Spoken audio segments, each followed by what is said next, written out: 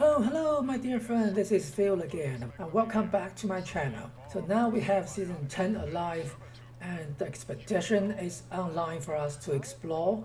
I know a lot of you hasn't ever played this part of the game yet, because not everyone have the chance to actually play it and enjoy it on the PDS. So I'm actually making a guide for one of the missions when you actually start your expedition in Pitt, which is the Union Do. I don't even know whether I'm actually pronouncing it correctly or not, they do or whatever. But the reason I pick up this mission instead of the Ash to the Fire is because this mission is much quicker. You can finish it in 8 minutes, 10 minutes maximum if you have a full team who know what exactly they need to do. And you get exactly the same reward for doing both missions. So I personally will pick up the Union Do to get the rewards to earn my stamps, and well, maybe do a couple of times of Ash in the Fire, but that's it. I will never touch that one anymore because that one is much more complicated. It has a much bigger underground map. It takes too many time. It doesn't make any sense to do that one instead of this one when they both have exactly the same reward. So as I mentioned in my previous video, you can only do one of this mission per day if you actually leading the team. After that, you can join as many expedition teams as you want in that day, and 24 hours later you can try to do it again by leading the team. There's no much of a difference whether you're leading the team or join an existing team. The only difference is 3 steps for the team leader. It's really not much.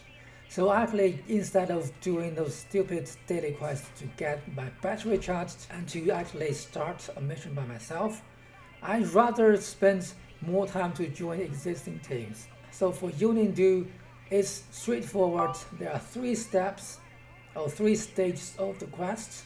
I currently see 2 possible tasks or missions that Hack's gonna give you. They actually share exactly the same structure, 3 courses, but with a bit of different emphasis, I would say. I will show you the next one after I've done this one. So this one, plant something in this location and kill waves of mobs. Wait until the progress bar hits the 100%. Then go back to Hex. Then she gonna give you the second stage or the main course of the mission. When you talk to Hex, you have the option to talk to another guy called Wicker, and he gonna give you 2 other submissions which you can do on the way to finish the main mission. And if you want to get the best reward, you need to actually pick up his set quest and finish it as well. After you talk to both Hex and Wicker, then you go to another section of the map, which is the foundry. You actually get in there through a tunnel like this. Inside this area, the map becomes a bit of complicated because this area is not huge, but it's packed with all sort of things and with a lot of stairs and layers of building. It's kind of a nightmare to actually maneuver inside. But if you follow the quest sign, you should be able to finish it fairly straightforward. The only tricky part is to finish the side quest, which is to find the steel ingot as well as the Union supplies. The Union supply is kind of easier because when you get close to it, it's gonna make some kind of funny beeping sounds. And if you're getting closer, the sound gonna getting bigger. They have a few spawn locations as well as the steel ingots, but they actually spawn randomly in those locations. You're gonna take a while to find them. This is the most tricky part. But thanks to our HR High Dutchness Cave Fungus, Jesus, her name is really long and difficult to pronounce. I prefer to just call her Cave Fungus, but please don't call her that, just a joke. And it's her and another guy who's called According-AD-818. I don't know this guy personally, but these 2 people actually put together a very good guide with maps, with screenshots to show you all the locations of the steel ingots as well as the supply and the locked safe. With the help of them, it can make your life much easier when you try to locate all of these things in this really crowded maze-like area. I have to say I'm not good at finding them. I mean, especially the steel ingots. To be frank, there are 5 of them outside this area. You can actually pick them up much earlier in the stage of the quest. And there are another 5 inside this area, but it's really difficult to find them. After you find all the quest items, it sends you to the cam lab, where you're gonna pick up a few other quest items. Jesus, this mission is full of items you need to pick up and find. This area is smaller, so they are much easier to find. They include the chemical contaminate, the agent from the yellow boxes, as well as some kind of unstable mixture agent from the dead people body. And this is the chemical contaminate. And this yellow box have the sealing agent. With all of these things, you need to actually destroy one chemical container, one pipe, and one chemical weapon stockpile. They are all marked clearly on the map, so they are very straightforward to find. Here is the chemical station. It's already destroyed by my teammates. They are good boys. Thank you guys. We finished all the tasks here. Now what we need to do is to go back to Pen to see Hex and give back all the quests to her. Now once you come out of that tunnel section, you will realize there are new enemies added to the map, which is the Chalk, the typical iconic creature in Pitt. When you run back all the way to Hans, you will get the 3rd course, which is actually to protect the Union fighters.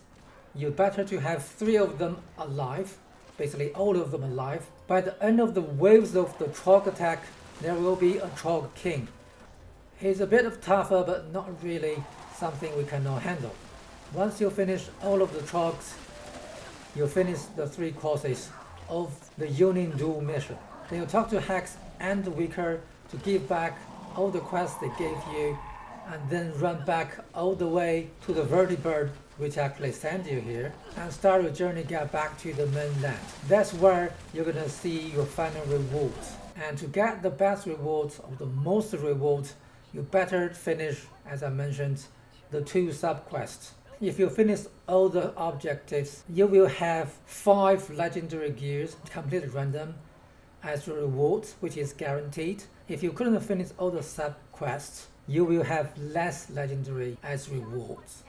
You will have 8 stamps, which is the maximum stamp you can get per run. You have chances to actually get legendary modules, as well as the scripts. And you also have the chance to get some ammo you used during the mission. The most important thing is the legendary gears, stamps, and potentially legendary module and scripts. I would say with about 10 minutes run, you get all of these rewards. It's kind of a worth of your time. But if you do the Ash in the Fire, then it's gonna take much longer, trust me. I did a few runs in the PTS. I still don't know how exactly I can do that as fast as I want. And as I mentioned earlier, Hex might have a different requests to you. Depends on her mood. She might actually send you to protect someone as the first course in the full meal against waves of raiders. So this guy is a saboteur. He can install full bombs on containers and trucks. Very similar as the previous quest. Just fight against the waves of raiders. Let this guy finish his job and then escort him back to the pen. And then the second course will be the same place. You have to go back to the foundry, and instead of finding something, your mission becomes to kill someone. In this case, you have to find the boss who's called the Fanatic Warden and kill him. The 2 sub-quests, however, will stay. You still need to find the bloody steel ingots as well as the Union supply. And once you kill the Fanatic Warden, you need to loot his body to get the prison key, and then open up a few prisons to release the prisoner. Now you become a human trafficker. You need to actually bring some prisoner back to the Union territory. And after you release the prisoner, you will need to actually destroy something as well. But in this case, it's not the chemical stuff, it's poison gas tanks. You need to actually shoot them and destroy them. You can find 5 gas tanks in the bounce area, and you can find another 5 in the fire pits area. And once you destroyed all the 10 tanks, you finish the mission in the foundry. You just go back to the pen and return the quest to Hex and Wicker. The third course, however, will be exactly the same.